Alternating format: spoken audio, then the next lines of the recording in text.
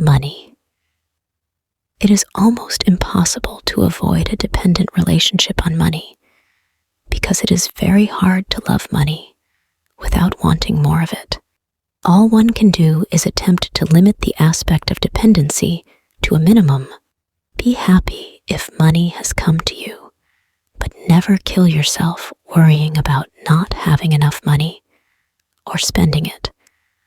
Otherwise, you will have less and less of it. If a person does not earn much money, they probably make the mistake of complaining that they never have enough because the parameters of this type of thought energy correspond to lifelines in which there is no wealth. It is particularly dangerous to give in to an anxiety that your income is gradually decreasing. Fear represents the most energetically intense emotion a human being can experience. And so, when a person fears losing money or not earning enough money, they activate the most effective method there is for shifting to lifelines, where they really do have less and less money. Freeing oneself from the money trap is difficult, but it can be done. First, the cause of the excess potential has to be eliminated, which will either be strong dependency on money or a very intense desire to have money. Start by accepting and enjoying what you already have. Remember that things could always be worse.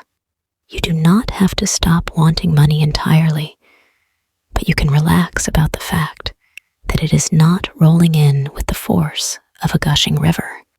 Take the position of the gambler who could at any moment just as easily hit the jackpot as lose everything. For pendulums, money is a universal means of rewarding their adherents.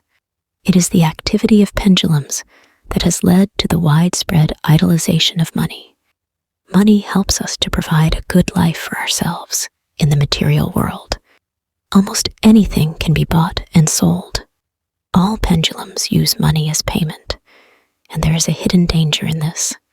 Having taken the falsely glittering bait, it is easy to switch to a lifeline that lies far away from your true happiness.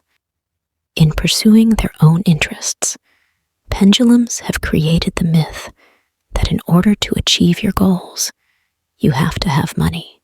As a result, people replace their original goal with the artificial substitute of money.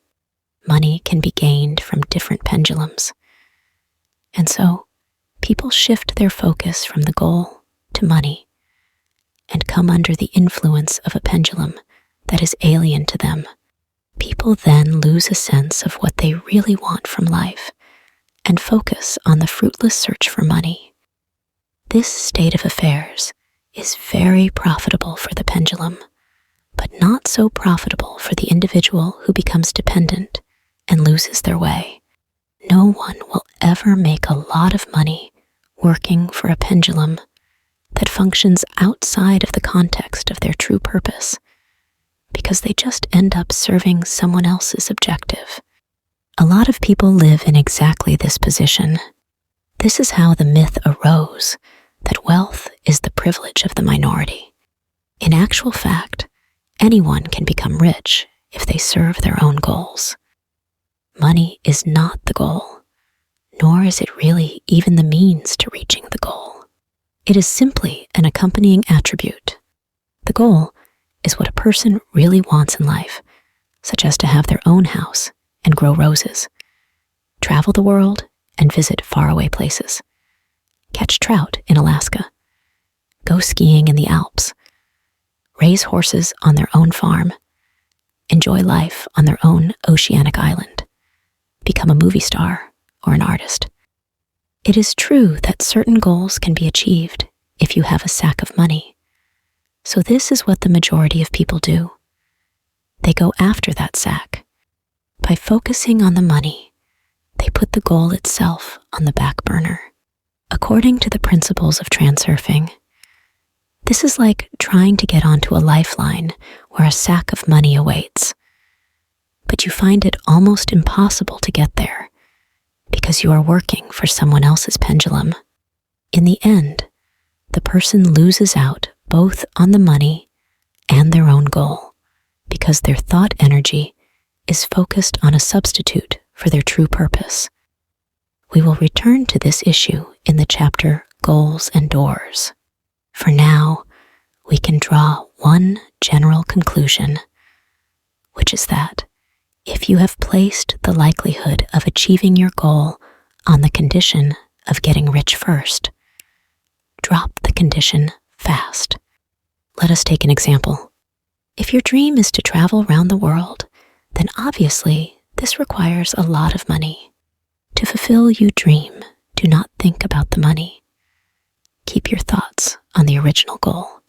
The money will come to you because it is an accompanying attribute to the goal. It is really very simple. It sounds unlikely, I know, but this is really how things work. And soon you will realize that for yourself. In pursuing their own end, pendulums have turned everything upside down. It is not that the goal is achieved with the help of money, but rather the money that follows on as you create the path to your goal.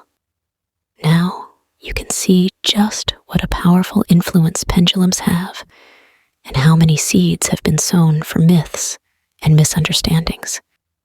Reading these lines, you may object that it is obvious that first a person becomes a large industrialist or a banker or a film star, and then they become a millionaire. It is true that those who become millionaires are those who think not of wealth, but of following their own goal. The majority of people think and do the opposite. They either serve someone else's goal, replacing their own with an artificial substitute, or renounce their own dream entirely because the condition of having to be rich first seems unachievable. In actual fact, there are no limitations to wealth. You can desire anything you want. If it is truly yours to have, you will receive it. If the goal has been imposed upon you by a pendulum, you will not get anywhere. We will talk about goals in more detail later. I am rushing ahead a little, but that is unavoidable because there is not anything else to be said about money. Money is nothing more than an accompanying attribute on the path to your goal. Do not worry about money, and it will come to you of its own accord. The most important thing now is to reduce the importance of capital to a minimum so that you do not create excess potential. Think only of the thing you wish to achieve. At the same time, you should be attentive to money and treat it carefully. If you see a small coin on the street and are too lazy to pick it up, it suggests that you do not respect money at all. The money pendulum will hardly be well disposed towards you if you treat its attributes carelessly. Neither should you worry about spending money, because this is a necessary part of fulfilling your mission. If you have made the decision to spend money on something, have no regrets. When you try to save up a handsome sum and spend as little as possible, you create strong excess potential because energy has been built up in one place. In this case, it is highly likely that you could lose everything. Money should be spent wisely to keep a flow going as potential appears where there is no flow of energy. Wealthy people support charities with good reason, as it reduces the excess potential of their accumulated wealth.